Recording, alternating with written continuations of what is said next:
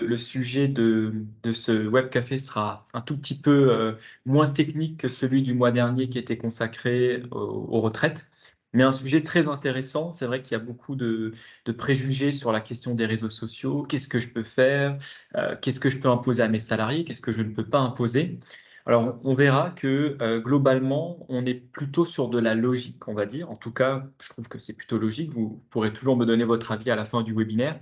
Mais ce qui est plutôt aussi intéressant sur cette question des réseaux sociaux, c'est que les juges ont tendance à vraiment décider au cas par cas. C'est-à-dire, on va regarder la situation précise et on va se demander, ben, est-ce que le salarié avait le droit ou pas? Et est-ce qu'il a dépassé son droit et dans quelle mesure il l'a dépassé? Donc c'est plutôt intéressant comme question, surtout qu'en 2022, on a eu énormément, de nouveaux arrêts de la Cour de cassation, qui sont tombés sur le sujet. Parce que c'est vrai que ce qu'il faut savoir, c'est que toutes ces, nouveautés, Facebook, LinkedIn, Snapchat, Instagram, ce sont, des réseaux assez récents, même si Facebook date un peu plus. Mais en termes de jurisprudence, c'est plutôt récent. Parce que si vous comptez, un procès en première instance, c'est 2 ans, un appel c'est 2 ans, et le temps que la Cour de cassation se prononce, c'est au moins 2 ans aussi. Donc on arrive facilement sur 6-10 ans avant d'avoir les premières décisions sur des nouveautés qui arrivent sur Internet. Et on voit comme Internet se développe rapidement, donc on n'a pas tout de suite les réponses. Et donc il faut se baser là, ben, typiquement sur tout ce qui sont Snapchat et les autres nouveaux réseaux. On pourrait partir des décisions prises sur Facebook, même si c'est pas totalement la même chose. On va le voir. Voilà, donc on va se poser plusieurs questions et on va voir quels sont les droits finalement des salariés en entreprise. Alors, le mois dernier, on avait procédé sous forme de questions-réponses, donc on a décidé de rester un peu sur le même principe sur ce webinaire-là. Donc la première question qu'on peut se poser, c'est, les salariés peuvent-ils utiliser les réseaux sociaux pendant leur temps de travail? Alors posez-vous un peu la question. C'est vrai que souvent, j'ai déjà entendu plusieurs fois: «Ah ben ça, on ne peut pas me l'interdire, j'ai le droit d'utiliser mon téléphone sur le temps de travail».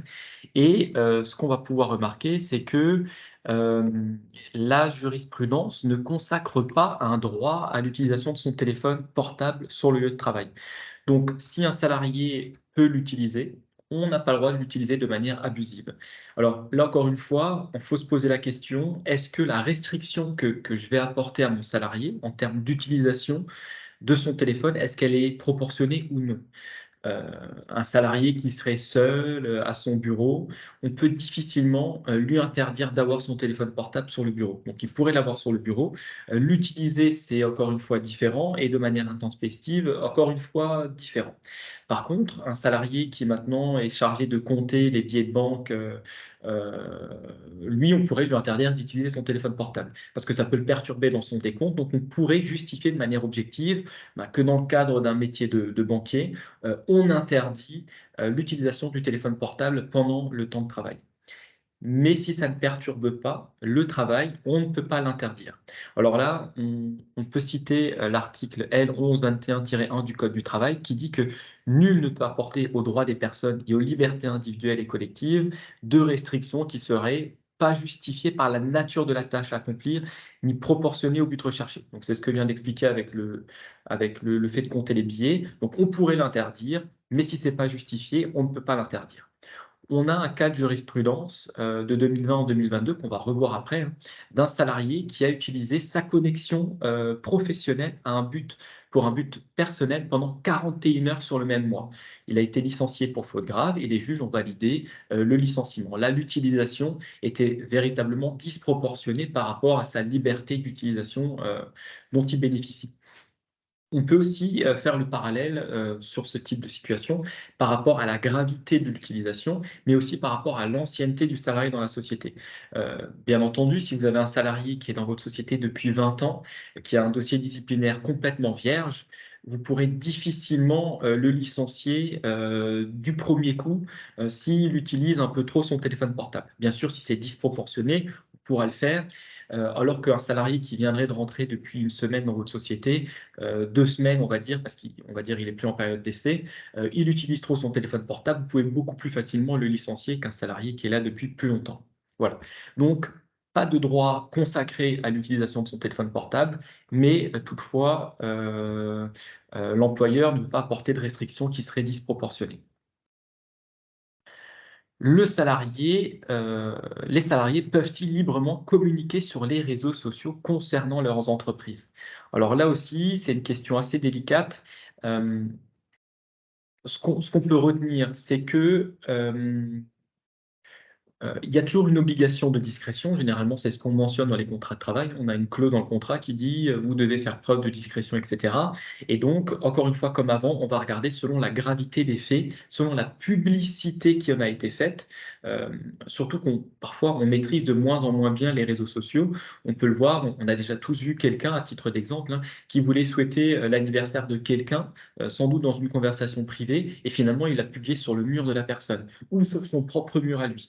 Donc on voit comme il faut être vigilant quant à l'utilisation des réseaux sociaux, justement pour ne pas diffuser certaines informations de manière trop vaste, on va dire, parce que forcément, plus c'est accessible et plus on peut créer un préjudice important et plus on peut être sanctionné en retour. Donc, si le salarié a une obligation de discrétion, on peut encore une fois pas limiter sa liberté d'expression. Elle est vraiment consacrée dans les textes. En Union européenne, c'est quelque chose on va dire de sacré, la liberté d'expression. Donc, quand on va la réduire, il faut faire attention. On peut citer un arrêt de 2020, un arrêt dit Petit Bateau.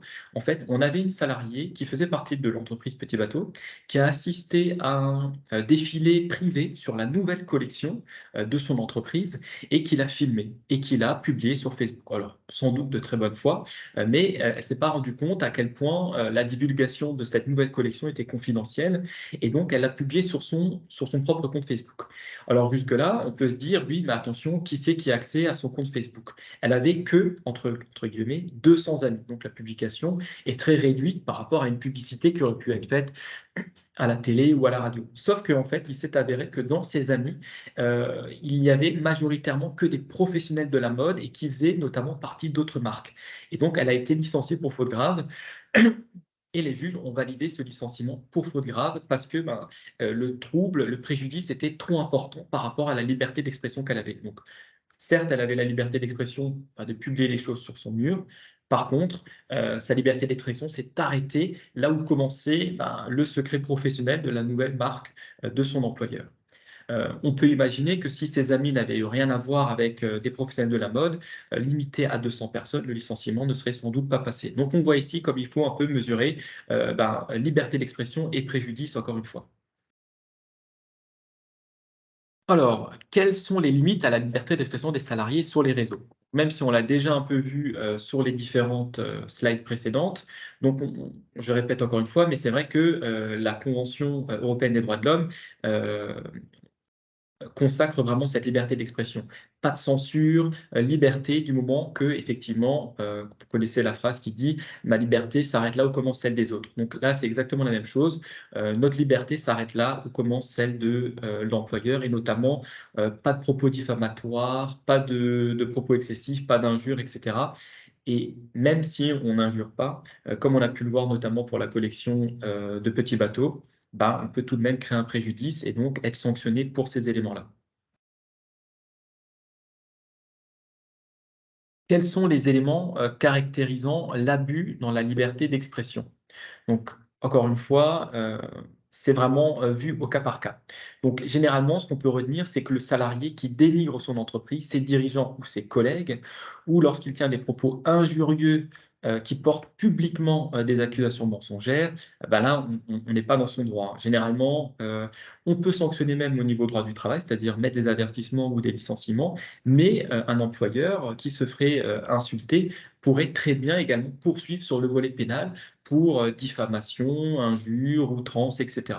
Donc, on n'est pas forcément refermé dans le cadre professionnel, hein, mais on peut aller également sur le droit pénal. C'est pour ça que les salariés doivent effectivement, nous, en tant que salariés, vos salariés doivent mesurer la liberté d'expression qu'ils ont et justement, on peut risquer des poursuites pénales, ce qui peut être assez grave dans certains cas. Pour citer plusieurs exemples, on peut par exemple prendre le cas des juges qui ont considéré que le fait pour un salarié de s'interroger dans le cadre d'une situation de conflit et par la voie d'un site internet à caractère quasiment confidentiel sur le licenciement d'un collègue, sans que ses propos soient injurieux ou vexatoires, n'excédait pas sa liberté d'expression et donc dans ce cas-là, le licenciement n'est pas justifié. On l'a vu avant, contrairement à Petit Bateau, c'est un cadre encore plus privé et sans lien directement avec l'entreprise. Donc ça, c'est vraiment la liberté d'expression pure. C'est dans le cadre privé, l'employeur ne peut rien faire. Dans le sens inverse, le salarié qui avait tenu publiquement des propos outranciers et sans fondement, pardon, mettant en cause l'honnêteté et la loyauté de l'actionnaire majoritaire et qui avait proposé que celui-ci cède ses parts et quitte le club, a pu valablement être licencié pour avoir abusé de sa liberté d'expression. On voit que le fait de dire cède ses parts et quitte le club, c'est pas forcément outrancier, mais le fait de l'avoir fait publiquement, ça correspond pas en fait à l'obligation de loyauté que le salarié aurait envers sa société. De même, les juges ont considéré comme injurieux et excessif, et donc constitutif d'un abus dans l'exercice de sa liberté d'expression, les propos d'une salariée qui avait en public qualifié son directeur d'agence de nul et incompétent et les chargés de gestion de bœufs. Donc là, encore une fois, on n'est pas sur de grosses insultes, mais c'est encore le caractère public qui justifie d'être sanctionné. Donc on peut utiliser sa liberté d'expression dans le cadre privé, mais pas de manière exagérée. Alors, dans quelle mesure les salariés peuvent-ils être sanctionnés par l'employeur pour leurs activités sur les réseaux sociaux? Ici, vous avez le choix. Comme on l'a dit avant, vous pouvez simplement faire un courrier de mise en garde, ce qui n'a quasiment aucune valeur juridique. Vous pouvez envoyer un courrier d'avertissement à votre salarié et vous pouvez aller jusqu'à le mettre à pied ou le licencier. Si vous avez un doute sur sur la licéité, on va dire, de son comportement, parce que c'est un peu limite, admettons, votre salarié utilise son téléphone portable, mais ce n'est pas dans un... Enfin voilà, vous avez du mal à caractériser, ben, vous pouvez simplement lui envoyer un premier courrier ou lui remettre en main propre pour lui expliquer, ben voilà, ce comportement-là ne me convient pas, il crée un préjudice, il crée un dysfonctionnement, par rapport aux autres membres de l'équipe, ça ne correspond pas. Et puis après, vous pourrez toujours monter en sanction si jamais l'abus continue. Donc on a bien effectivement toujours cette obligation de loyauté. En revanche, dès lors que la publication ne concerne pas l'entreprise, l'activité des salariés sur les réseaux sociaux, même répréhensible le cas échéant, relève de la vie personnelle et ne peut donc en principe pas être sanctionnée. Donc on a ici aussi l'interdiction, on va dire, des employeurs de fliquer la vie privée des salariés jusqu'à trouver des preuves. Voilà, ça c'est interdit de le faire. Donc vie privée fermée, on va voir qu'il y a une petite nuance dans le slide d'après. Mais voilà, interdiction de fliquer dans la vie privée pour s'en servir, pour sanctionner le côté professionnel. On peut un peu prendre l'exemple d'un salarié qui aurait pas besoin forcément de son véhicule pour travailler, il perd son permis, vous ne pouvez pas le licencier. Alors que s'il est chauffeur-livreur, là, vous pouvez le licencier. L'employeur peut-il se prévaloir à l'encontre des salariés des éléments relevés des réseaux sociaux? Donc là, on l'a vu. Donc la réponse, donc depuis 2001, on a la Cour de cassation qui rappelle qu'on a un secret des correspondances, hein. Comme on l'a vu avant, secret des correspondances, c'est-à-dire que tout ce que le salarié va pouvoir dire avec l'intitulé privé, ben, vous avez interdiction de le consulter déjà et surtout de vous en servir. Même s'il concerne la vie de l'entreprise, admettons, en tant qu'employeur, vous avez parfaitement le droit de consulter la messagerie professionnelle de votre salarié. S'il y a des éléments avec mentionné privé, vous ne pourrez pas les ouvrir et si vous le faites quand même, vous ne pourrez pas vous en servir, en tout cas pour sanctionner le salarié du moment qu'il y a marqué privé, que ce soit sur les mails, les SMS, etc., même si c'est fait avec du matériel professionnel. Donc, le salarié a le droit d'utiliser à des fins personnelles le matériel professionnel. Les propos tenus par des salariés sur les réseaux sociaux sont-ils couverts par le secret des correspondances? Donc là, comme je viens de le dire, euh, on a pas forcément le secret des correspondances quand euh, on va dire que l'employeur ne pouvait pas faire autrement pour justifier de ce qu'il cherche à prouver effectivement. On peut reprendre le cas de Petit Bateau qu'on a vu avant. Donc ici, on avait bien vu que la salariée, dans sa sphère privée, Facebook, avait publié la vidéo de la nouvelle collection. Donc là, vous allez me dire, mais comment l'employeur a fait pour le savoir? En fait, c'était bien des correspondances privées, mais ces éléments ont été rapportés à l'employeur par un autre salarié qui avait accès légalement, qui était ami avec la salariée de l'entreprise. Et donc, ce salarié qui avait eu accès à ces éléments a rapporté ces faits à son employeur. Et donc, dans ce cadre-là, l'employeur a été autorisé et a eu le droit d'utiliser ces preuves. Parce que la salariée, lors du conseil, lors du prud'homme, a contesté, son avocat a dit que c'était secret des correspondances, c'est du privé, on rejette les preuves, on n'a pas le droit de s'en servir. Et donc, la Cour de cassation a dit que l'employeur n'avait pas utilisé de la malversation, des stratagèmes pour obtenir ces éléments. Ça lui a été ramené de bonne foi d'un autre salarié, donc il a le droit de s'en servir. Donc encore une fois, secret des correspondances, du moment que vous ne trichez pas pour les obtenir, mais sinon vous avez parfaitement le droit d'utiliser des éléments de la vie privée pour sanctionner le salarié sur le côté professionnel, s'il concerne bien sûr votre entreprise. L'employeur peut-il contrôler l'activité des salariés sur les réseaux sociaux? Donc la réponse ici est oui, dans une certaine mesure, mais vous avez parfaitement le droit de demander à vos salariés d'utiliser les réseaux sociaux, de faire de la pub pour vos entreprises, mais il faut que ce soit prévu dans le contrat de travail. Si ce n'est pas prévu dans le contrat de travail, vous ne pourrez pas imposer cette nouvelle mission de partager des posts sur LinkedIn, de commenter, etc. Vous ne pourrez pas l'imposer. Mais en soi, ça peut très bien être dans le contrat de travail de dire, ben voilà, dans votre métier de responsable marketing, vous allez devoir faire de la communication avec tous les réseaux disponibles. Ben, le salarié, vous pourriez lui demander d'utiliser effectivement ces réseaux. Comme je l'ai dit avant, il y a encore un arrêt de 1991, déjà depuis 1991, qui dit que vous n'avez pas le droit d'espionner vos salariés. Alors, espionner, on se demande souvent, bah, est-ce que je peux me servir des caméras de vidéosurveillance? Alors, oui, vous pouvez vous en servir, mais il y a des exceptions. Vous ne pouvez pas vous servir des caméras de vidéosurveillance lorsqu'ils sont sur le lieu de pause du salarié, bien sûr dans les toilettes, et ça peut en faire rire peut-être certaines personnes, mais on a des arrêts de la Cour de cassation sur ce type de cas où on avait des employeurs qui filmaient les salariés jusque dans les toilettes de l'entreprise. Donc, interdiction de filmer les salariés dans les toilettes, dans les lieux de pause, dans les lieux qui sont réservés à l'espace privé, si vous en avez. Et on n'a pas le droit non plus de filmer un salarié de manière précise. Donc, on ne peut pas mettre une caméra au-dessus du poste de travail d'un salarié, sauf, encore une fois, comme on l'a vu dans les premiers slides, à pouvoir le justifier par des raisons objectives. Un salarié qui est censé compter des billets de banque, on peut filmer l'emplacement où on va compter les billets de banque, mais un salarié qui est comptable, gestionnaire de paye, peu importe, on n'a pas le droit de mettre une caméra au-dessus de lui et de le filmer 24 heures sur 24. Mais par contre, si vous avez une caméra dans le hall de votre entreprise et que vous avez par exemple un vendeur qui est dans le hall, que vous le voyez toute la journée sur votre téléphone portable, vous avez parfaitement le droit de le sanctionner parce que en fait, vous estimez qu'il ne travaille pas, qu'il ne fait rien et vous pouvez dire, ben voilà, du 1er juin au 30 juin, j'ai relevé que tu étais en moyenne 4 heures sur ton téléphone portable plutôt que d'apporter des conseils de vente aux clients qui rentraient dans le showroom. Voilà, donc ça c'est autorisé. Donc on peut surveiller les salariés.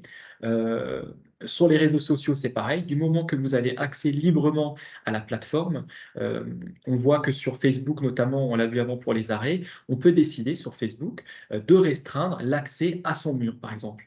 Mais si vous ne restreignez pas l'accès à votre mur, n'importe qui peut y accéder. Et dans ce cas-là, l'employeur pourrait vous sanctionner pour des éléments que vous auriez publiés sur votre mur publiquement, à la vue de tous, sur votre entreprise. Donc attention, si les droits sont restreints, et que vous espionnez tout de même le salarié, ben, là encore une fois, on revient sur le cas de petit bateau. Si c'est amené de manière licite, oui, sinon vous ne pouvez pas.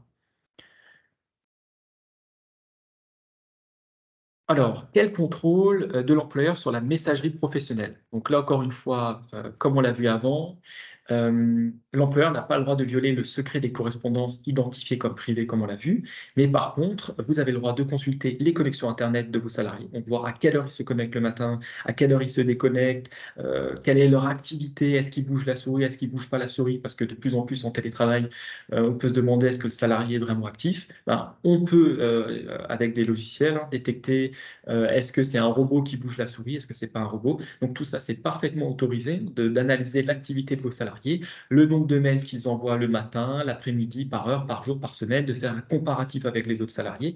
Donc tout ça, vous avez le droit de l'analyser, ça fait partie de votre pouvoir d'employeur, du nombre de fichiers créés et des documents électroniques qui ont été envoyés. Ici aussi, le salarié a le droit d'envoyer des éléments personnels à partir de sa boîte pro en mettant l'élément privé, encore une fois, si ça n'est pas de manière abusive. Donc un salarié qui entre midi et deux envoie, ou peut-être pas entre midi et deux, mais de manière anecdotique, s'envoie un rappel sur sa boîte mail privée ou s'envoie des informations qu'il aurait eues, c'est autorisé. Dans le cadre de l'arrêt qu'on a vu avant de 2009, notamment, pardon, de 2009, avec le salarié qui avait passé 41 heures à utiliser son réseau professionnel pour des fins personnelles, ça, c'est pas autorisé. Donc, encore une fois, on peut proportionner la sanction en fonction de l'ancienneté du salarié et de la gravité des faits, mais vous avez le droit de tout contrôler du moment que ce n'est pas marqué privé. Et vous avez le droit de convoquer votre salarié et de lui demander des explications sur les faits. Donc, boîte de messagerie, nombre de mails envoyés, etc. etc. Là, je trouve que vous avez mal parlé à un client, j'ai relevé dans ce mail-là. Vous avez le droit de faire des écoutes téléphoniques également, hein, vous pouvez le faire. Vous n'avez pas le droit d'écouter systématiquement 100% des appels, mais vous pouvez justifier que pour un souci d'améliorer le service client, ben, vous écoutez des appels pour pouvoir faire ensuite un récap à votre salarié. Donc ça, c'est autorisé. Vous pouvez le faire.